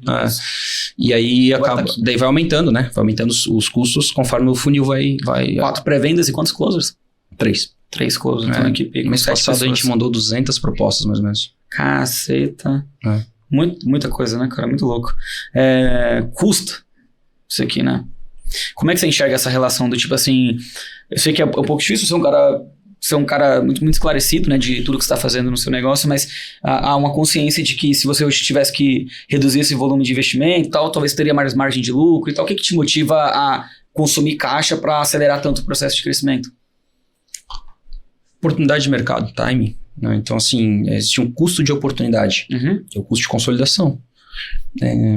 Se eu tivesse focado em distribuir dividendo, minha vida pessoa física estaria melhor, mas a minha empresa não estaria onde está nunca. Né? Então, quanto você investe hoje budget mensal de marketing e vendas, mais ou menos? 200 mil. 200 mil, né? Por mês. Grana pra caramba. Bastante dinheiro. Ao mesmo tempo, a gente não teria essas taxas de crescimento se não fosse essas ações. É bastante dinheiro, mas acho que esse é um grande ponto que as pessoas e os empresários não enxergam, que é uma gota no oceano. É isso aí. Tipo assim, vocês investem de mídia, a gente investe 100 e poucos mil por mês hoje. Eu quero investir 1 milhão. Cara, eu quero pagar imposto, entendeu? Porque, cara, se a gente investir 1 milhão por mês em mídia, a gente continua sendo um grão de areia no leilão, no budget, entendeu? E aí, quando a gente fala de mídia, especialmente, né? Leilão cada vez mais caro, o custo por lead só vai aumentar, ponto final, é isso. Vai aumentar cada vez mais e tá acabado. Então, a gente está muito focado em CRM, até por isso o funil de AI, né? Então, o nosso funil de AI, o objetivo é CRM, ativação. Então, quanto mais... E aí a gente está indo para um caminho agora de mais produtos de entrada, esteira, porque, obviamente, o custo de aquisição do produto de entrada é menor, né? Aquela relação de o cliente gasta menos comigo, por consequência, eu gasto menos para trazer esse cliente para trabalhar CRM, né? Ou seja, a gente tem hoje uns 40 mil contatos no CRM, e a ideia é ter 200, 300 mil, 1 milhão, né? Então, aí, quando a gente tiver esses contatos, aí entra muito dado, né? Muita tecnologia envolvida, porque justamente, imagina, se eu faço uma retomada hoje a cada 4 meses com todos os contatos que eu marquei como MQL no meu CRM, e eu tenho 40 mil contatos, quantos contatos eu vou fazer quando eu tiver 100, 200, 300, 500? É isso aí. Então esse é talvez você vai conseguir se retroalimentar bastante, né? E aí eu acho que entra um pouco também num aspecto de mentalidade, né, mano? Os seus concorrentes provavelmente não estão investindo uma fração do que você está investindo. Só em mídia paga, né, em tráfego, você falou de mais de 100 mil reais mês. E, como você bem disse, é uma gota no oceano, porque a gente está falando... É que a gente não tem muitas vezes essa ideia, né? Mas assim, o Brasil tem um PIB trilionário, tem muitas empresas bilionárias, e aí às vezes o cara ali tá... A narrativa do empresário é: eu quero crescer, mas pô, botar 2 mil reais aí é louco, é muito dinheiro. Em 6 meses eu vou perder 15 mil, você tá doido e tal.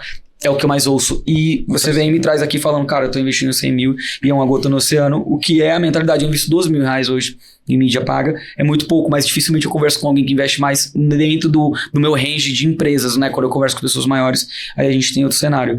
Por que você acredita que a gente tem tanto essa limitação de mindset de crescimento em linhas gerais, PMEs, eu não estou falando que é uma exclusividade de contadores, não. Em linhas gerais, você tem contato com vários empresários também, a maior parte não cresce. Crença limitante. Porque o que acontece? Da onde eu vim e da onde você veio, que a gente se conhece já um pouco, a gente vem de um ambiente de escassez. A gente não tem o repertório intelectual, emocional do ambiente de abundância. Sim. Então, por isso que a gente tem que o tempo todo estar... a gente precisa se desafiar em estarmos em um ambiente onde a gente se sente pequeno. Porque isso vai fazer com que a gente tenha mais coragem. E a gente olhe e diga assim: dá pra fazer. Cara, eu sou pequeno, entende? Então, isso é uma forma de pensar, né? É uma forma de pensar. Porque, cara, uma das coisas... Eu digo que eu sou triplo C, né? Essas coisas de digital, cara, os acrônimos, letra igual e tal, né? Mas o triplo C é ser curioso, corajoso e consistente. Então, curioso porque se tu não tem a curiosidade é o motor da inovação, do crescimento. Cara, dá pra fazer, qual que é o repertório? Tu começa a ler, tu começa a participar de evento e tal. Cara, como é que essa galera faz? Segundo, tem que ter a coragem. Beleza, eu sei que dá pra fazer, então agora eu preciso arriscar. E o terceiro, tu tem que ser consistente, que eu acho que de tudo isso, o mais desafiador é ser consistente. Porque geralmente a gente tem os low-hanging fruits, né? As frutas baixas do pé. E a gente muitas vezes para por ali. Né? E o que acontece? Os low-hanging fruits, tu não precisa de escada para apanhar. As frutas mais altas, tu precisa de escada, tu precisa sair da tua zona de conforto, né? Subir ali em altura e às vezes olhar para baixo. Ai, caramba, se cair aqui vai dar ruim. Mas se tu não subir, tu não apanha as frutas mais altas do pé. Então, acho que isso tem muito a ver com a forma de tu enxergar a vida, em linhas gerais, sabe? Sim. E não é só para negócios, né? Eu falo muito também disso para carreira. Que é tipo assim, cara, tu quer construir uma carreira dentro de um negócio, né? Talvez vai chegar o teu momento de ter o teu próprio negócio, mas, cara, seja curioso, corajoso, consistente. Sabe? Cara, estuda, coloca em prática e seja consistente. Não para assim em qualquer desafio. E aí, trazendo, obviamente, de novo para mídia paga, tu acha que eu não tenho medo de botar 100 mil no mês em mídia e dar ruim? Claro que tenho. Mas a questão é, se eu tenho os dados organizados e eu vejo que aquilo está trazendo um retorno, a gente tem toda essa parte dessa engenharia financeira muito bem desenhada, monitorada, isso dá segurança para tu arriscar mais. Então, concordo esse caminho. E assim, eu acho que desse triplo C que você trouxe aqui, o coragem é uma parada que eu vejo muito no teu perfil. Eu lembro quando a gente conversou, cara, até curioso, contando um pouco também como a gente se conheceu, né? O primeiro evento de agência que eu fui, eu abri a agência em 2020, o primeiro evento de agência que eu fui foi em 2022. Eu era totalmente alheio ao mercado de agências de marketing, não tinha participado. Eu abri empresa com mais 2 sócios, um contador e um outro que trabalhava numa agência que eu conheci na faculdade, mas eu nunca tinha participado, entendeu? Não trabalhava na contabilidade. E aí eu fui e falei, cara, vou dar uma olhada no evento de agência e tal. Aí comprei, inclusive era aqui no Hotel Meliá, aqui pertinho na Avenida Paulista. Aí eu fui para o evento de agências. Na época eu falei que devia ter umas 20 pessoas, eu acho. E era no final de 2022 isso. Aí cheguei lá, eu já conhecia a Marvi. Cheguei lá, pum, stand... Não era um stand, era um evento menor, mas era tipo isso, né? Tipo, vocês como patrocinador e você tava lá. E aí eu lembro que... Falei, caralho, velho, o cara tá aqui, que legal e tal, tipo, um bom benchmark, pá, não sei o quê. Aí eu falei, cara, vou falar com eles, né? Tipo assim, fui lá e te cumprimentei, falei, ó, pô, legal o seu trabalho, eu vejo, acompanho, eu tenho uma agência, inclusive converso com contadores, já vi alguns trazendo vocês como referência. Não sei se tu lembra disso, foi lá no evento do Igor Moraes. A gente conversou brevemente, depois te encontrei no evento de contabilidade, a gente aí talvez conectou mais. E assim, você tinha um outro modelo de negócio, era modelo franquia, né? E aí, como você já falou um pouco, você chegou a 70 pessoas, acho que até mais que isso, de escritório físico, toda a operação e tal, e o cacete, um negócio estável, já acima da média para os padrões que a gente tem no mesmo mercado. E aí eu falei, cara, do caralho, isso, já tinha captado aporte, ferramenta e andamento e tal. Aí depois isso vem e fala assim... Cara, a gente vai pivotar, a gente vai para um modelo de franquia, onde eu vou pegar toda essa operação que eu tenho aqui, ela não vai mais existir, eu vou desligar esses caras, vou vender franquia, o cara vai assumir, eu vou entregar e tal. Eu falei, mano, eu lembro que quando a gente conversou disso, você falou, caralho, eu falei, cara, loucura? Tipo assim, você imagina você que tem a sua empresa de contabilidade, você tomar uma decisão como essa, você vai começar a fazer a sua franquia e... No teu caso, imagina que você tem esse escritório, você trabalhou pra caramba e você vai entrar num risco desse, de franquear e de jogar seus clientes nessa franquia, se não der certo e tal. Eu lembro que eu fiquei muito reflexivo sobre isso, mas ao mesmo tempo foi uma lição pra mim muito boa, assim, de falar, caralho, que foda, velho. Tipo assim, de enxergar, agir e, cara, botar um negócio pra acontecer. Eu achei isso, assim, muito inspirador, assim, pra mim, até falando pra você. E eu queria que você contasse um pouco desse processo, dessa decisão, do modelo de franquia, porque não deve ter sido simples, né? É uma coisa que a gente que empreende, cara, você sabe quanto de energia vital você tá dedicando no negócio, uma coisa que eu tenho muito receio, uma coisa na minha vida que eu não quero chegar em algum momento e falar, cara, me arrependi de não ter feito, entendeu? Puta, cara, é um sentimento que eu não quero ter. Eu trabalho pra caramba, porque justamente eu não quero chegar ali na frente e falar, cara, eu deveria ter feito mais. Deveria ter trabalhado mais, porque pra mim vai ser uma dor muito maior, né? O Bernardinho, ele fala que tem 2 dores, a da disciplina e a do arrependimento, e a dor do arrependimento, ela é infinitas vezes maior, dói muito mais. E eu tenho muito medo de me arrepender de não ter feito, ou de ter feito algo que depois ali na frente eu não me orgulho. Então por isso que eu acho que eu entrego o máximo também, dentro das minhas capacidades. E queria que você me contasse um pouco desse processo, cara, dessa decisão, como que ela foi construída, e até mesmo qual foi o momento que você falou, cara, acertei, deu certo e tal, porque eu acho que esse é um episódio bem interessante na tua trajetória até aqui. Cara, a gente, como eu falei, 2022 foi muito caótico, assim, muita gente, né, muito turnover, churn, enfim, e como você falou, né, isso consome nossa energia vital, e aí, cara, aquele incômodo de, putz, como eu resolvo, tudo mais. E aí, um belo dia, um amigo que trabalhava em banco, uma pessoa que eu confio muito, veio perguntar se tinha oportunidade de emprego na Marvi, se ele gostava, admirava a gente, né, enfim, e tal. Falei, basicamente foi o seguinte, cara, emprego eu não tenho, mas eu tenho um negócio aqui para tu testar. E aí eu peguei 5 clientes, falei, cara, pega esses caras aqui, fica 1 semana, 2 aqui aprendendo com a gente, depois vai para casa e daqui um tempo a gente se fala. E durante 6 meses eu esqueci ele. Basicamente isso, tipo assim, falei, cara, esqueci, sabe, tipo, não fiquei... E aí o tempo foi passando e aí eu comecei a escutar, pô, o Gabriel tá atendendo bem os clientes, tão feliz, tá... ou seja, aquela tal da POC, né, a prova de conceito. Então acho que a coragem para mudar, para mudança você tem que ter sempre, mas a questão é que tu não pode ser imprudente. Acho que esse é o grande ponto. Legal. Né? Então, beleza, eu vou subir o Everest, mas eu vou me preparar há anos, porque senão, obviamente, vou morrer no caminho, entendeu? Então, o grande lance a gente fez uma preparação para esse ajuste de modelo de negócio, que foi validar, ter uma prova de conceito e, nesse meio tempo, também desenvolver muita coisa da parte de tecnologia. Porque o mercado, em linhas gerais, não sabe, obviamente, mas a gente tem o nosso software financeiro e a gente tem um software de gestão de tarefas, né? Então, para quem é contador, usa, sei lá, os Gesta, Sabia, não? As coisas assim. Toda a gestão de tarefas da Marvi é feita pelo nosso próprio software. Então, a gente, nesse meio tempo desses 6 meses, além de validar o atendimento e tudo mais, a gente desenvolveu o nosso software de gestão de tarefas, porque a lógica é muito simples, como eu controlo. Eu preciso garantir o SLA, e não é um controle no sentido de monitorar o cara se ele está na frente do computador, não é sobre isso. O cliente tem um escopo contratado, e eu preciso entregar esse escopo, então meu software tem que monitorar. para ver se aquilo está sendo entregue. Então a gente desenvolveu isso durante 6 meses que a gente estava testando esse modelo de franquia. E aí quando deu certo, aí começa aquela história. Beleza, vamos começar a testar, vender isso, sobe campanha, vendemos algumas, entraram outros franqueados. E aí no começo a gente até chegou a pensar assim, poxa, mas talvez faça sentido em manter uma parte da operação interna. E aí o que aconteceu na prática foi que um monte de gente começou a pedir a demissão.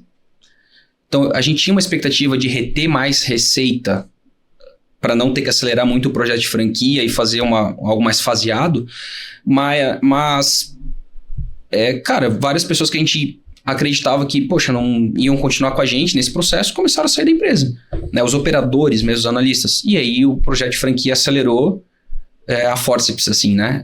Felizmente a gente já tinha validado antes, que eu acho que isso foi uma grande sacada, né? Que foi quando a gente teve que acelerar, estava pronto, né? Obviamente o jurídico correu em paralelo, o COF, contrato de franquia, cara, N coisas que são necessárias para ter esse modelo rodando. E aí, quando a gente precisou acelerar, a gente teve como acelerar. Uma das principais dores nesse movimento todo foi o split de receita. Que isso é uma coisa que destruiu o nosso fluxo de caixa. Porque, imagina, né? A gente do dia para noite perde 75% da receita do BPO. Porque a gente cobra 25% de royalties, né? O que fica na matriz a título de royalties é 25% sobre a receita que a gente manda pro franqueado. Do dia para noite eu perdi 75% da receita. Uhum. Então, nosso fluxo de caixa foi pro estouro. Só que, lógico, daí a gente começa a ajustar a taxa de franquia, ajustar modelo e, enfim, aí começa a organizar isso de novo, porque meio que tem que reaprender os econômicos do modelo de negócio. Sim. E aí, beleza, parou de pé e hoje tá super confortável, mas foi desafiador, né? Então, abrir mão do fluxo de caixa ali teve que ter coragem. Sim, total. Faz sentido. E ainda sobre esse lance de pessoas, você acabou de falar de pessoas que saíram do negócio, acreditavam no projeto e tudo mais. Hoje, todo esse ecossistema aí, quantas pessoas a gente está falando são envolvidas na Marvi? 120, mais ou menos, considerando. 120. A gente tem 43, 44, uma coisa assim na matriz, e deu uma crescida nos últimos tempos aí, e possivelmente vai dar mais uma esticada agora. A gente vai mudar de escritório, a gente tá meio que não contratando por falta de estação de trabalho, literalmente. A gente tá indo pro escritório de 500 metros quadrados, vai ter 80, quase 90 posições, assim, daí vai dar mais uma esticada de novo. Mas daí nas franquias tem 40 franquias, e tem franquias que já tem escritório, 3, 4 funcionários, né? Então tem aí umas 120 pessoas no total envolvidas. Sim. A gente estava conversando até um pouco antes, né? E vim para cá sobre essa questão de pessoas, né? Que é um desafio constante, lidar com frustrações, né? Eu estava falando com uma pessoa da Moonflag um outro dia, tipo assim, cara, o lance com pessoas é o seguinte: a cada 10 frustrações tem um momento de alegria e de surpresa. Porque eu entendo que, não sei se é um ponto meu, né? Eu coloco muita expectativa sobre as pessoas, isso acaba, né, trazendo alguns desafios de dia a dia. Mas, assim, antes, eu lembro, assim, quando eu comecei o negócio, eu imaginei, cara, como que será que deve ser ter um funcionário? Pois, cara, como é que é o feedback? Da 10 eu não tinha experiência, né? 10 funcionários e tal. Eu lembro que sempre que eu entrei em empresas, assim, que eram maiores, tinham 50, 60, escritórios maiores, cara, eu achava sempre do caralho isso. Tipo assim, cara, foda. Tipo assim, entrou na operação grande, um monte de mesa, um monte de cadeira. Tipo assim, sempre foi muito inspirador pra mim, sempre foi muito da hora.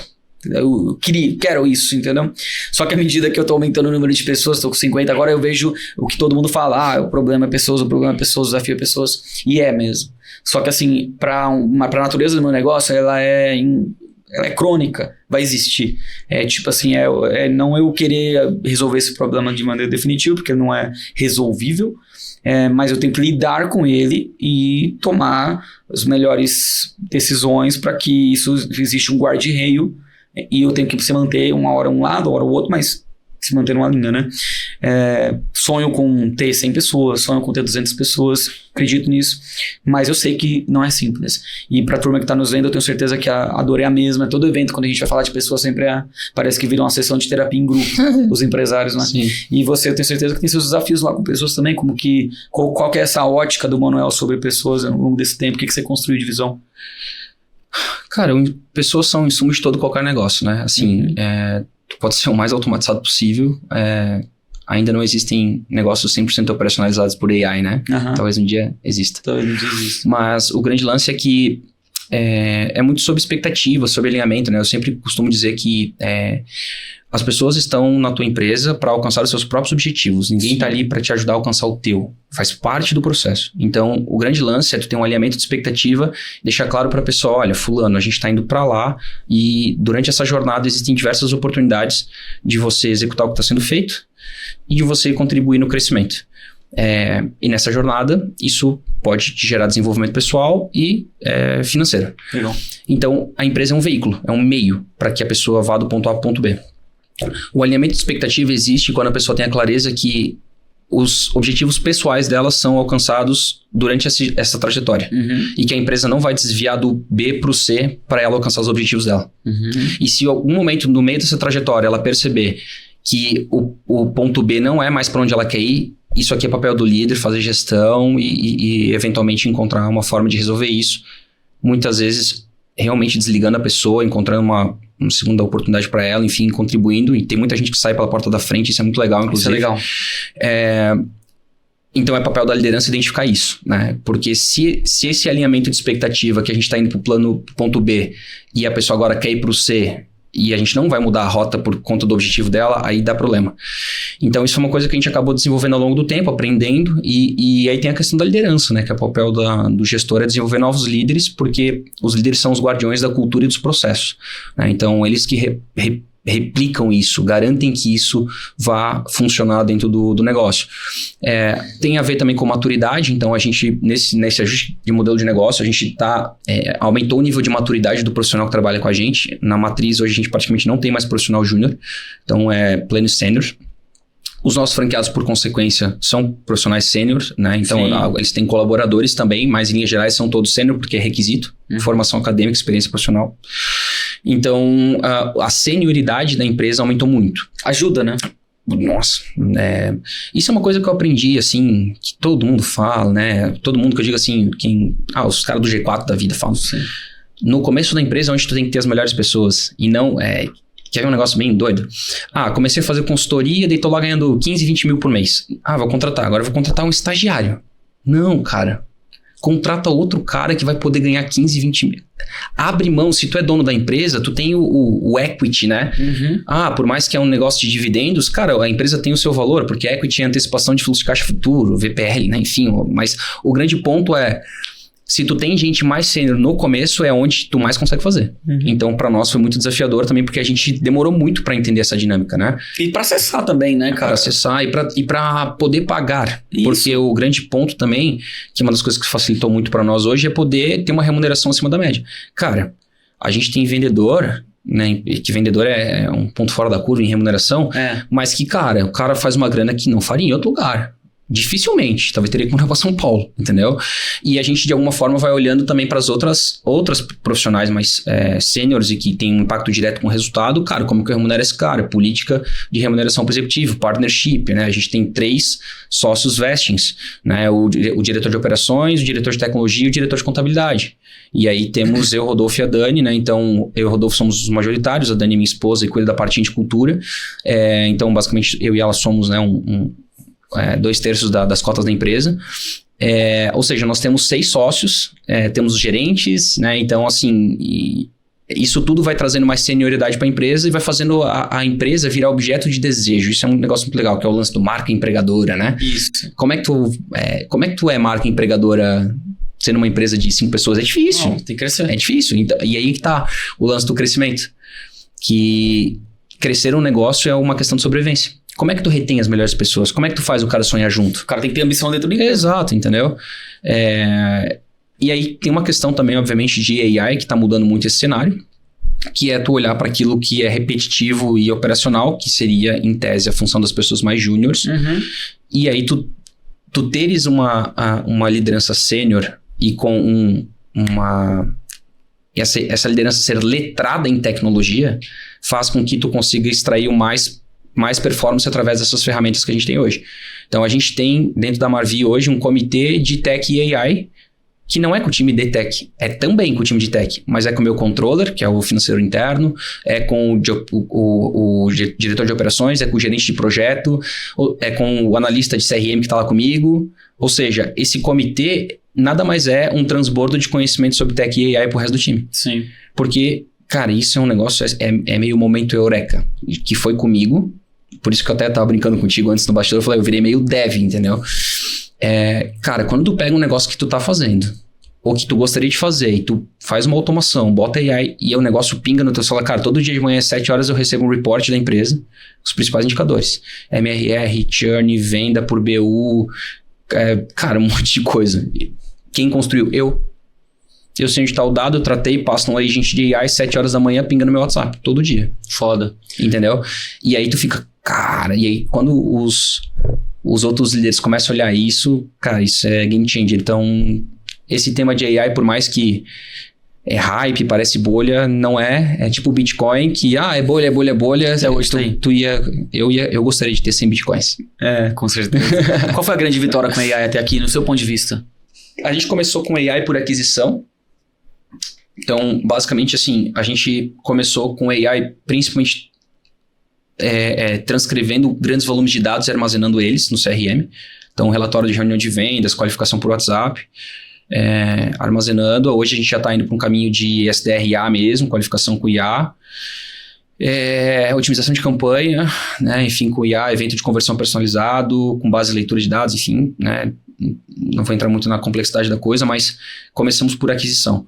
E aí, quando a gente botou isso de pé, a gente transbordou esse conhecimento para operações. Então, por exemplo, a partir do momento que a gente conseguiu aprender IA no WhatsApp, digamos assim, utilizar IA no WhatsApp, a gente colocou monitoramento de grupo de WhatsApp de operações com IA. Então, ou seja, a IA gera relatório do que está rolando no grupo, né, para identificar se tem alguma divergência, alguma tarefa que não foi concluída, enfim. Relatório de onboarding, relatório de check-in, relatórios de as principais métricas, que daí tem uma intersecção entre IA e automação pura, né? Porque o grande lance o ChatGPT é incrível, mas a OpenAI por API é 1 milhão de vezes mais incrível.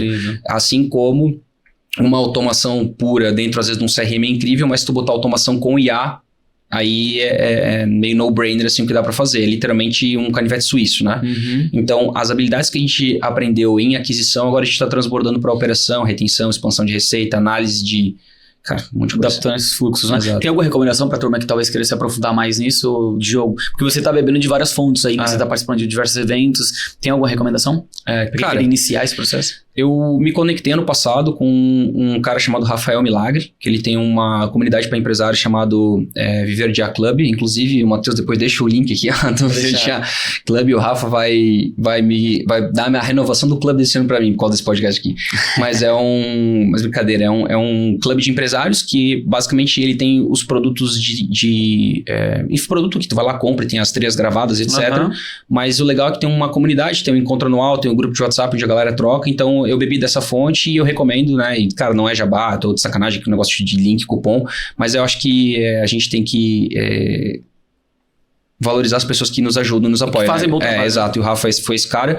E foi legal que eu conectei com ele porque ele veio muito com esse viés de IA para empresários, né? Com automação e personalização e tal, e eu aprendi muita coisa. Mas uma coisa que eu fiz também, além de ter entrado no clube, foi ter contratado um dev júnior, vamos dizer assim, e coloquei ele do meu lado durante 10 meses. Porque basicamente eu transmiti para ele o que a gente precisa fazer em negócio. Isso é uma sacada que eu acho que muita gente ainda não teve, cara. Que é tipo assim, mas a gente tem uma área de tecnologia. Não existe mais isso em IA. A IA não é uma área. A IA é tipo a internet. Quem que é o cara de internet dentro da Moonflag? Se tu não souber usar a internet, tu tá morto. Isso aí. Entendeu? Então a IA vai ser a mesma coisa. Tem gente que acredita ainda que a IA vai ser parte da equipe de tecnologia, o que vai ficar restrito à equipe de tecnologia. Esquece. Entendi. Então, o que eu fiz? Eu peguei um assistente pessoal, literalmente, que, cara, CRM, marketing, eu tô muito envolvido em marketing, vamos olhar para isso aqui. E aí, quando a gente finalizou, digamos, esse projeto, o grosso da coisa, aí sim eu passei essa pessoa que estava comigo para uma outra área, para ele colocar para jogo aquilo que a gente aprendeu em outras áreas da empresa e começar a disseminar isso. E aí eu trouxe outra pessoa de marketing junto comigo, um analista de CRM, que basicamente vai dar sustentação e melhoria contínua daquilo que a gente já fez. Então isso é uma grande sacada. Alguém de automação IA olhando para aquilo que mexe o ponteiro. Menos esforço, mais resultado. Top.